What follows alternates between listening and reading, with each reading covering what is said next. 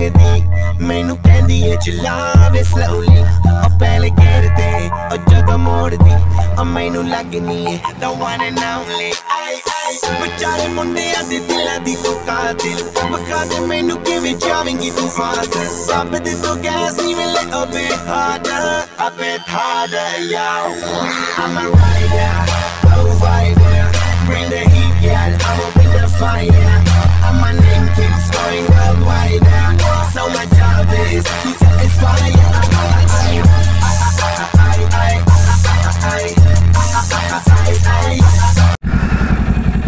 mga choy, tapos na yung misa. So balik tayo na Katarman.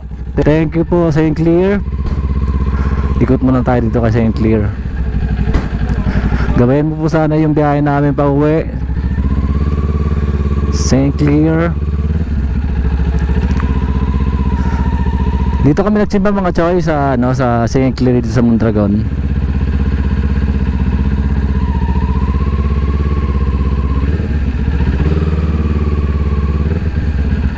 Ayan. Dito yung dinarayo ng mga tao, hindi lang sa pagsisimba kundi sa mga pagbibisita sa mga simbahan.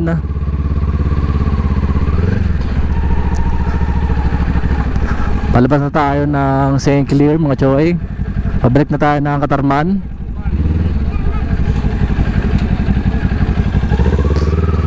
So ride safe, ride safe.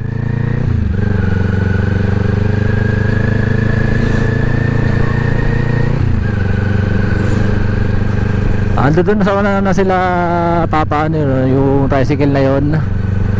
Pinauna lang natin kasi syempre tricycle, yung takbo ng tricycle sa ninja rin naman pero tinatawag na Ninja Turtle. Usad pagong.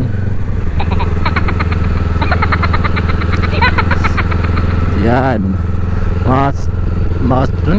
Mushroom Hotel. So mga choy, tapos na tayo magsimba.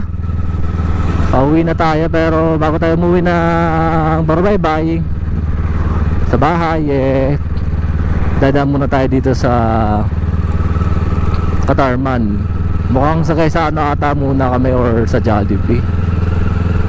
May Jollibee din naman sa Gaisano no? Baka naman Jollibee no?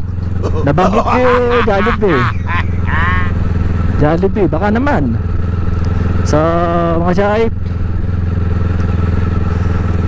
ayaw kasi ni Ate Shane na kakain kami dun sa KFC kasi may bagong bukas na KFC dito. Sa akin din naman nagsawa na din naman ako pero kung lilibrehin ako, why not, diba? Wow naman! Wow! Wow! May bagong bukas kasi ditong KFC sa Katarman kaya ito yung tinatangkilik na dito sa Katarman. Ngayon, ayaw naman ng mga bata, ayaw ni Ate Shane, gusto niya Jollibee daw. Doon kami sa Jollibee bibili, pero kami din gusto namin saan?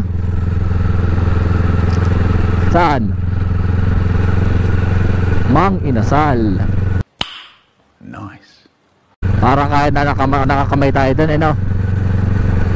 Kain probinsya tayo doon mga choy. At approaching tayo ng UEP Katarman mga choy.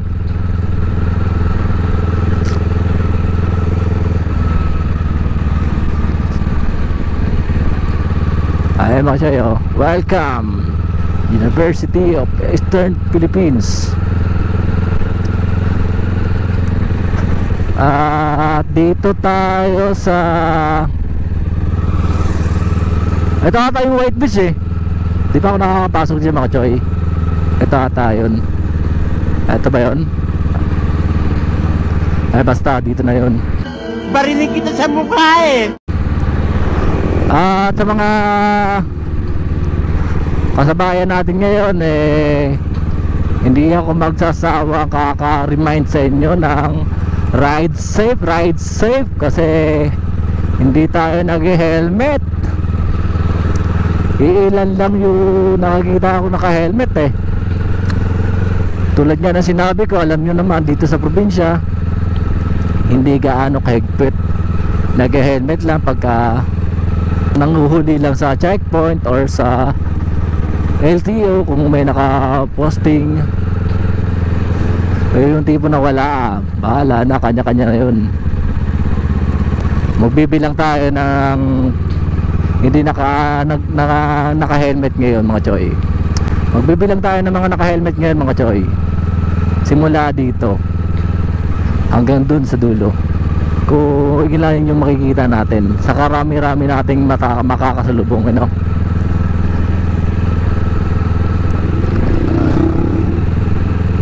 Wala naka-helmet. Oh, isa. Helmet isa. Dalawa pa lang na naka-helmet. Saka rami-rami na nating nakakasalubong. Hanggang dun tayo sa arko ng UEP mga choy. Magbibilang tayo. Mababa na rin yung biyahe na yun. Para at least alam naman natin yung, para naman sa kaligtasan natin yun mga choy eh. Para protektado yung ulo natin. Hindi lang ulo natin, buhay natin mismo. Oh, mga choy, dalawa pa lang yung nakita natin kaya helmet. Wala pa tayo pangatlo. Aabot na tayo ng arko ng UEP. Ito na nga pala mga choy, yung UEP. Oh, pangatlo pala to, tatlo. Hindi pa naka iba na yun kasi yung kasalubong lang naman natin yung giniano natin eh. May naka-helmet to pero hindi naka-belt. Naka-apat na. 4 5 6. Naging 6 lang kasi yung dalawa magkaangkas dapat may helmet. Ganyan dapat mga choy. Pag driver ka, wag yung nag-helmet ka lang na ikaw lang. Dapat patay yung OBR mo. In case na wag naman sana, eh paano yan? Ikaw safe ka, yung angkas mo hindi.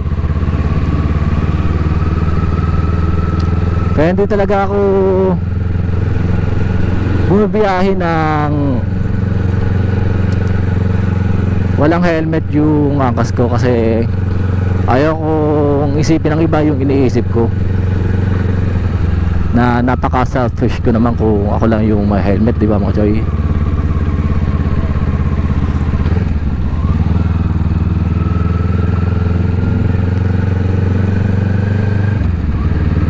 At mga choy, dahan-dahan lang tayo kasi tricycle yung sinusundan natin. Kung ano takbo nila papa, yun din yung takbo natin. Dugi nga lang tayo sa init eh no. Kasi ano tayo sa initan eh. Wala tayong ano eh. Wala tayong protekta. Meron naman, naka-jacket naman tayo. Wala tayong kayong ano bubong. Eh kung pwede nga lang ano eh, lagyan natin ng bubong yung si airborne. Eh baka mamaya ilip pa rin din no. Nasa 80 pa lang ata yung takbo natin. Baka li pa rin na yun. Masayang lang din. Delikado pa tayo masave lang nun. Kasi syempre tatangin ng hangin yun. Eh di sasalubong tayo sa hangin nun. Wag naman sana. Sa mga kasamahan natin sa UEP, mga subscriber natin, ride safe. At magpatuloy lang.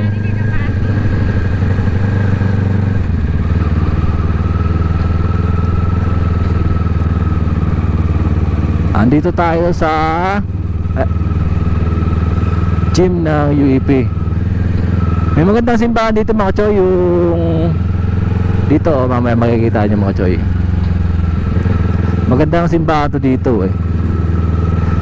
nakapasok na rin tayo dito eh. Nakapunta na rin tayo. Nakapagsimba na rin tayo dito.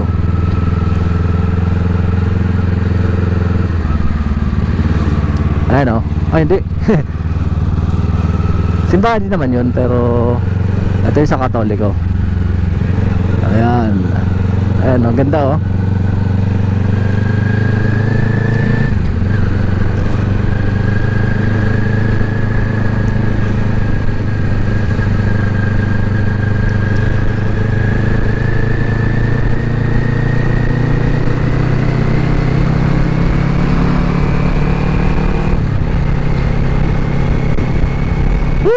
Ang init. Unahan na natin sila papa kasi napakainit. Kung sila yung susundan lang natin, atayin lang natin sila doon sa unahan.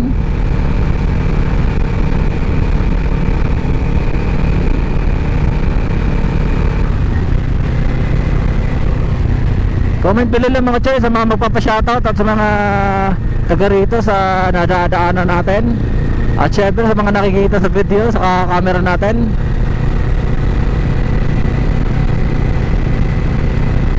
Mga artista na kayo pagka nakikita kayo na nakikita ng camera ko. Siyempre nakikita sa YouTube to, nakikita sa TV to, at sa cellphone. Search nyo lang Boss Lex Moto at sa Facebook Lex Moto Vlog.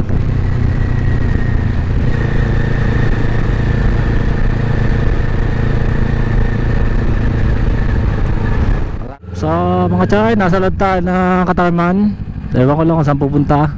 Ay sila papa naman yung sinusundan ko lang itong tricycle na to. Pupunta tayo ng 578 pero ewan ko lang kung dito papasok. Pero ito yung lugar ng Katarman. Sa mga hindi nakakauwi, shoutout, shoutout.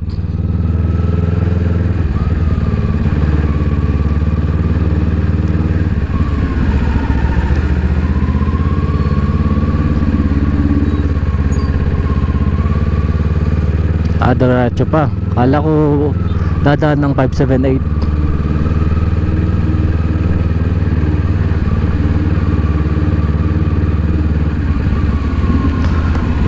Atok na. Dito kasi mga choy sa Katarman eh, hindi ko kabisado dito sa Katarman yung pasikot-sikot, pero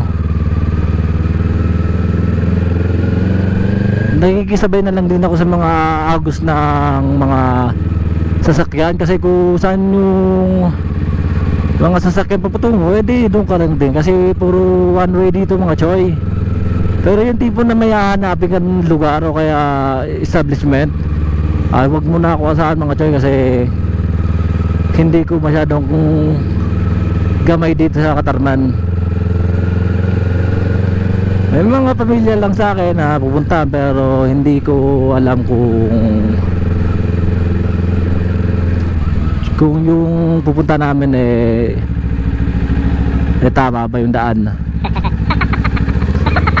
Mga choy, mukhang wala naman ata kami yung dadaanan. Diretso na ata kami ng pauwi ng bahay, pabarabay-bay. Eto dito tayo magaling kanina mga choy, papunta Jollibee, doon sa may tinagusan nating Jollibee. At eto naman yung diretso ng tinatawag na South Road, yung papuntahan Lopez, Dibiga, at sa kaliwa natin patungo guys sa Katarman. Pag diretso yun, Lopez, Dibiga, at tagos nun Calbayog City. Kakanan tayo dito mga choy, kasi dito yung patungong Via Allen.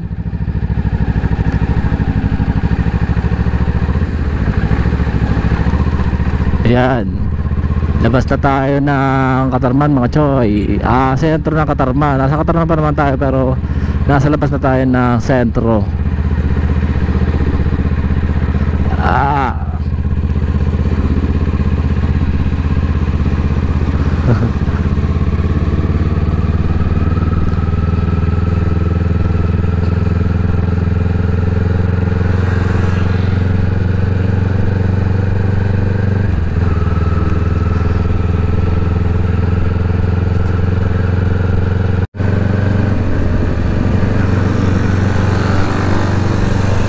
Andito tayo ngayon mga choy sa diversion pa rin ng Katarman. At dito yung daanan patungong labas, kasi dito sa runways, tulad nga sa sinabi ko kanina umaga, eh sarado talaga. Hanggang alas 5 ata ng hapon dito yung ano sarado I'm not sure mga choy, pero talaga nagsasara. In case na mapunta kayo dito mga choy, huwag kayong diretso lang. Dito kayo sa diversion dadaan mga choy.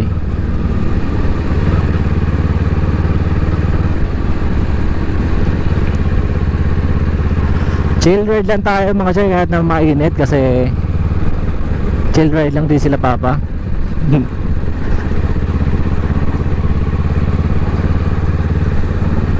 At itong araw kasi mga choy,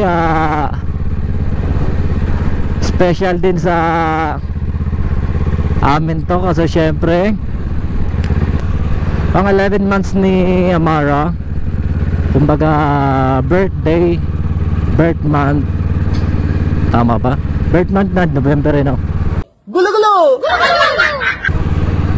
bali 11 months na ni Amara, 12 niya sa next month. Every month kasi mga choy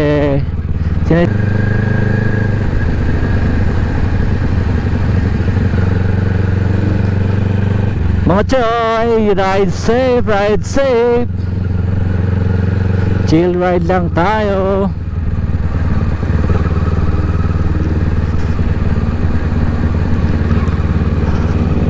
Dito mga choy, sa pagpasok mo ng Katarman dito sa may cruising, may bagong bukas lang din dito 7-Eleven. Ito, pagka napasyal kayo dito mga choy, pagkagaling kayo ng Via Allen, dito kayo galing pagpapunta kayo dito, tignan yung 7-Eleven, kakanan kayo dito papunta dito sa sa Katarman. Ito San Vic. Shoutout San Vic, baka naman.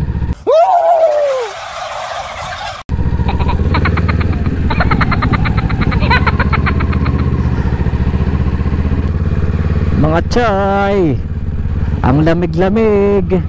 Oh my God! Wow! Dami mga choy, labas na kami ng Katarman. Center na Katarman, dito na tayo sa bandang Rizal, Old Rizal ata ito dito, sa akin na ng Old Rizal, tama ba? O Dalakit na? Dalakit pa rin. Dalakit ba? Tama ba? Antay-antayin natin sila papa dun sa una, kasi masyado mainit mga choy. Bali, nunahan natin sila, kasi kung susundan lang natin sila mainit. Kaya dapat muna tayo. Tapos dun sa unahan, doon na naman tayo, doon naantayin natin sila.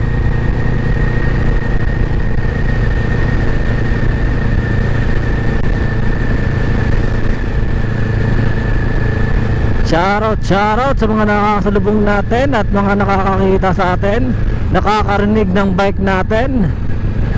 Shoutout, comment below lang mga choy.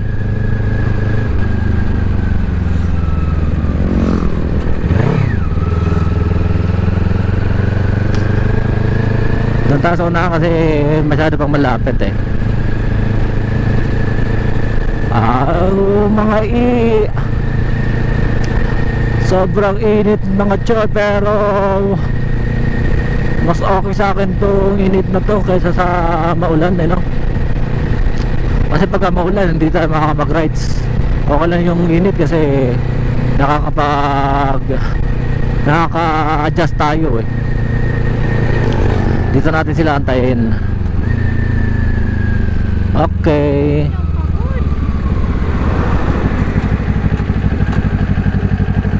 antay ulit. Sobrang mainit, kaya minsan sumisilong tayo. Kaya pauwi na tayo mga choy. Salamat sa pagsama. Ride safe. Another one. inuunahan natin sila, tapos hahanap tayo na malilim na sa ilalim ng puno, doon tayo hinto, aantayin natin sila. Ngayon lumabas na sila, uunahan na naman natin. At syempre mga choy,